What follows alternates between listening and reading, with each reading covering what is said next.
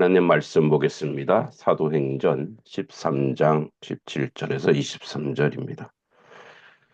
이 이스라엘 백성의 하나님이 우리 조상들을 택하시고 애굽 땅에서 나그네 된 그 백성을 높여 큰 권능으로 인도하여 내사 광야에서 약 40년간 그들의 소행을 참으시고 가나안 땅 일곱 족속을 멸하사 그 땅을 기업으로 주시기까지 약 450년간이라.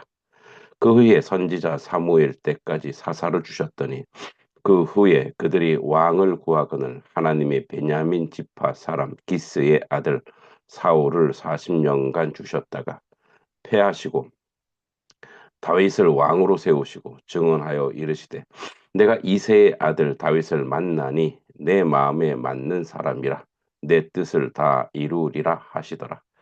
하나님이 약속하신 대로 이 사람의 후손에서 이스라엘을 위하여 구주를 세우셨으니 곧 예수라. 네, 오늘 내용을 하나 한 컷의 그림으로 우리 AI한테 그려달라 그랬더니 제목은 하나님의 인도와 구속의 역사입니다. 그래서 왼쪽에 광야를 떠도는 물이 있죠. 중앙에 높이 든 손. 이건 무슨 의미인지 모르겠는데 하나님의 손, 뭐 하나님의 섭리인 것 같아요. 오른쪽에 십자가를 향해 걸어가는 한 사람, 예수 그리스도시죠. 그리고 하늘 위에서 다윗의 빛처럼 내려옵니다. 그 빛이 십자가 위에 서 있는 그런 예수 그리스도를 통한 구속사의 일부분이죠. 이제 바울이 설교하는 내용인데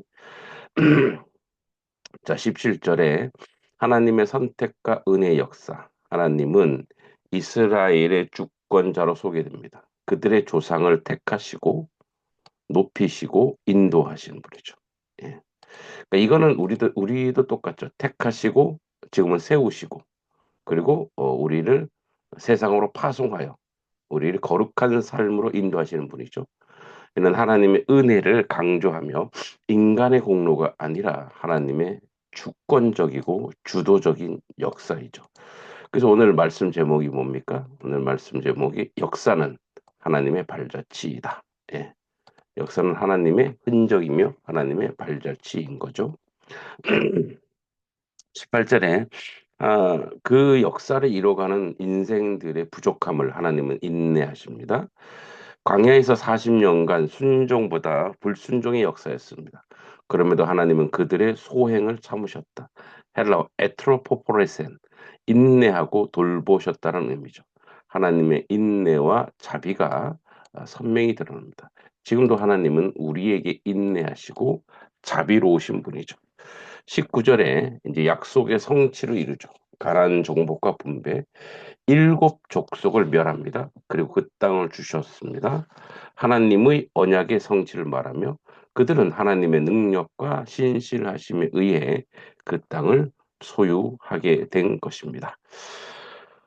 이제 때로는 그렇게 얘기할 수 있죠. 원래 잘 살고 있던 왜 이 일곱 족속을 쫓아내어야 하느냐 이렇게 생각할 수도 있죠. 그러나 이제 그쪽에 그들에게도 수없이 기회를 주신 거죠. 뭐 우리의 역사가 아니니까 모르지만 그러나 악이 관영했다고 했습니다. 악이 관영했다고.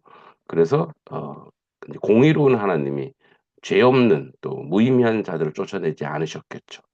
그렇게 해서 그들을 멸하셨다라는 거죠. 그리고 이제 이스라엘의 사사 시대와 사무엘까지 사사기의 혼란은 사사기는 거의 이제 인간의 중심이 되는 그런 시기인데 혼란을 지나고 하나님의 임시적 통치 방식이 유지되다가 또 뭐 때를 쓰면 도와주셨다가 또 자기들 마음대로 그래서 자기 소견에 옳은 대로 인본주의적인 시대고 어쩌면 악한 시대죠. 사무엘 때까지 이제 왕정의 필요성을 느끼는 백성이 왕을 또 요구합니다. 하나님보다 왕을 더 요구하죠. 하나님은 우리에게 은혜와 사랑으로 자비로우지만 왕은 우리에게 굴림과 통치로 오는 거죠. 이것이 인류 역사의 비극이기도 합니다. 이제 사울이 등장하죠. 첫 번째 왕.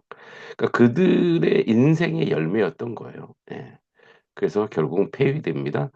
사울은 백성의 요구로 세워진 왕이지만 하나님의 뜻에 부합하지 않아 폐위됩니다. 반면 이제 하나님이 선택한 다윗은 하나님 합한 자로 선택됩니다. 이는 인간의 선택과 하나님의 선택의 차이죠. 그리고 그 다윗의 후손으로 예수 그리스도가 오십니다. 다윗의 후손으로 오신 예수는 구약의 예언의 성취이며 정치적 왕이 아니라 구주로서 오신 메시아입니다. 바울의 이제 첫 부분 설교인데 은혜의 역사입니다. 우리가 지금까지 이 자리에 서 있는까지 보이지 않게 역사하신 하나님의 손길이 있습니다. 바울은 이스라엘 역사를 짧게 요약하면서도 그 모든 사건에 흐르는 하나의 맥이 있습니다. 그것은 바로 하나님의 주권과 신실하심 그리고 구속의 계획입니다. 이스라엘 하나님은 먼저 조상들을 택하셨습니다. 아무 자격 없고 수도 부족하고 힘도 없던 자들을 선택하셨습니다. 그리고 애굽에서 그들을 해방시키고 광야에서 참으시며 인도했습니다. 그들의 불순종임에도 불구하고 하나님을 그들을 버리지 않으셨습니다. 오늘날 이 말씀이 우리에게 동일하게 다가옵니다. 우리가 주님 앞에 서 있는 것은 우리의 믿음이 강해서가 아닙니다. 우리의 도덕성이 뛰어나서도 아닙니다. 단 하나, 하나님이 우리를 먼저 사랑하셨기 때문입니다.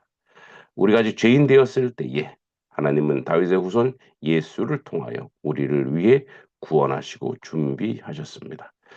예수님은 단지 다윗 왕조의 계승자가 아니고 그분은 하나님께서 직접 약속하신 메시아, 우리 구주, 우리의 구속자이십니다.